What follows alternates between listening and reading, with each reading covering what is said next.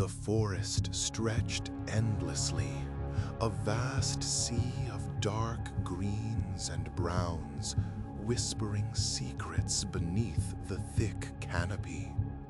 I had always loved hiking, but this time something felt different. My friends had dropped out at the last minute, leaving me to face the eerie silence alone. I figured I could handle it. After all, I had been alone in the wilderness before. But as the sun set and shadows crept between the trees, discomfort settled in my stomach like a stone. The path twisted and turned, winding deeper into the woods. I could hear the distant rustle of leaves, punctuated by the occasional snap of a twig. My heart raced, imagining eyes watching from the darkness. It was an irrational fear, I told myself, but the forest had its own heartbeat, pulsing with an energy I couldn't explain. I finally reached a clearing, perfect for picnicking, and sat to catch my breath. As I unwrapped my sandwich, a sound turned my head. A low, guttural growl, unlike anything I had heard before. The sound was close. Panic washed over me as I scrambled to my feet, instinct urging me to flee. But there was nowhere to run. Suddenly, there it was, a shape emerging from the underbrush. A massive creature with matted fur and gleaming eyes, inches away. My breath caught in my throat. It wasn't a bear, nor was it a wolf. It was something worse, something unseen that walked the line between life and the supernatural. A shiver coursed through me as I stumbled backward, tripping over roots that felt like they were reaching for me.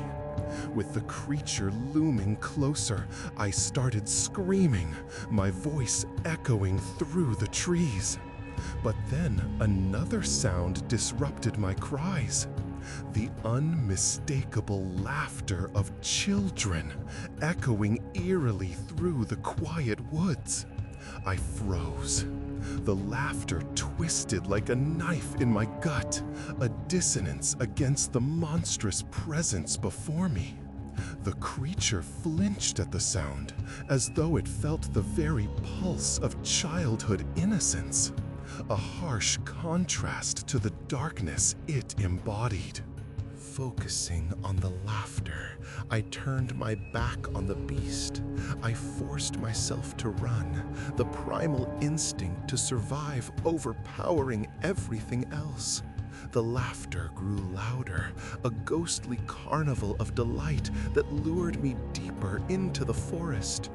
Each step took me further from the horror behind me, yet closer to an unknown terror ahead. I ran toward the laughter, convinced I might find help or at least a semblance of safety. As I broke through the trees, I stumbled into an old playground. Rusted swings creaked in the wind, and the laughter echoed all around me. But there were no children. The slides were beaten down, overrun by weeds. Confusion washed over me, panic rising again as reality twisted. I was utterly alone, in a playground with nothing remotely alive. I turned around, heart racing, intending to retreat, when I found the beast. No longer a distance, but right against me, its breath hot against my neck. I didn't remember running back. I didn't remember any of it. My mind was only aware of the monstrous laughter filling the air, mingling with something worse.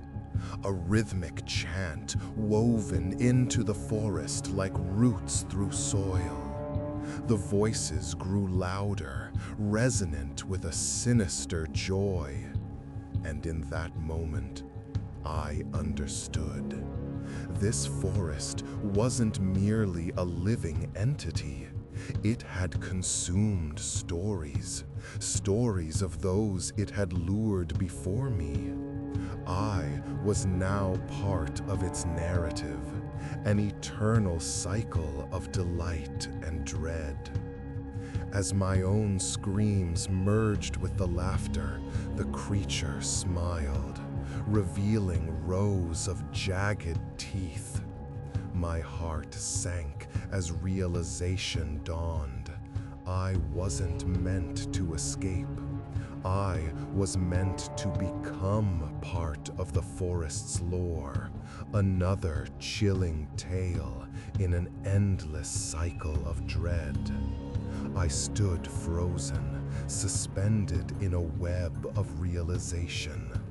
The laughter warped, twisting like vine tendrils until it became a cacophony of gleeful screams.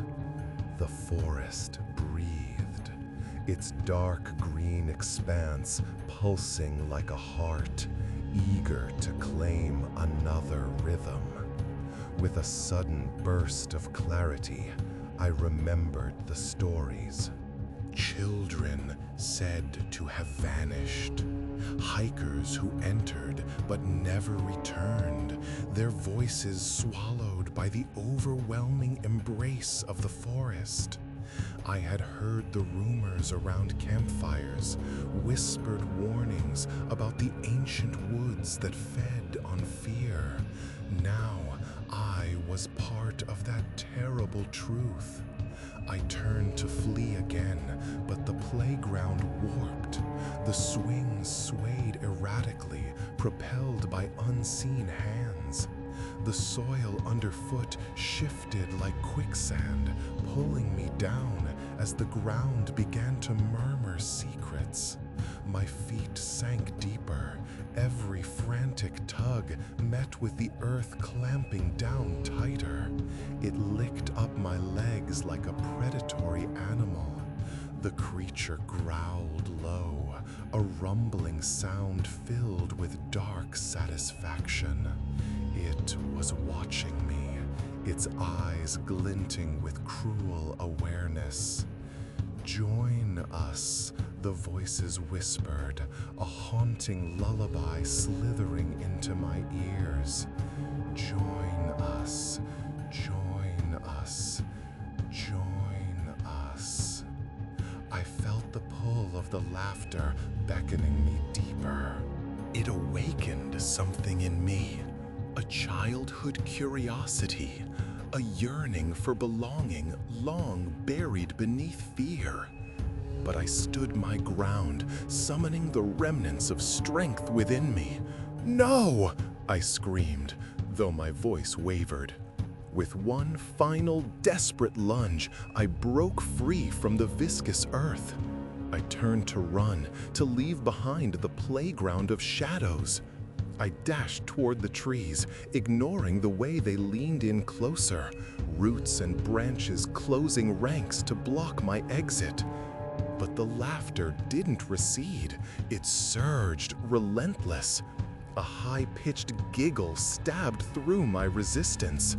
I burst through the brambles, cutting my arms, but I didn't stop. I ran until my lungs burned and my legs threatened to give out. The shadows lengthened, embracing me tighter, as if the forest itself mourned the loss of its newest tale. Whispers erupted behind me, a symphony of forgotten voices clawing at my heels. I barely caught a glimpse of the exit.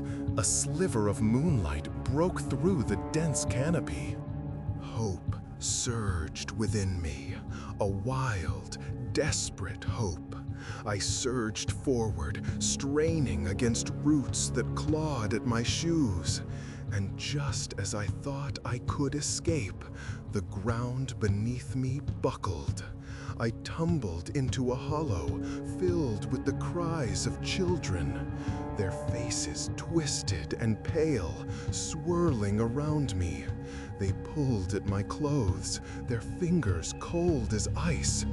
"Don't leave us," they wailed. Stay with us forever. Play with us. No! I bellowed, exhaling every ounce of energy I had left. I was never part of your story. The creature loomed, its growl vibrating through the air, shattering my rebellion. You are part of it now, it rasped, its breath mingling with the laughter circling overhead. You cannot refuse what the forest has chosen. In one harrowing moment, I understood. The forest would not allow me to escape. I was already woven into the fabric of its dark fairy tale, my fate sealed like so many before me. The children pulled me deeper into the hollow. Their laughter turned to cries of glee, welcoming me into the play. The creature smiled, exultant. As the darkness closed around me, I let out one last scream. A sound carried away, lost among the stories of the fallen, becoming just another thread woven into the shadowy tapestry of the forest. The laughter echoed in that hollow place, blending seamlessly into the whispers of the trees, welcoming yet another lost soul into its endless dark embrace. The forest sighed contentedly, and as the last echoes of my presence faded, the creature slinked back into the shadows, awaiting its next victim, ensuring the cycle would continue, an eternal feast of despair beneath the canopy, echoing with chilling, true forest horror stories.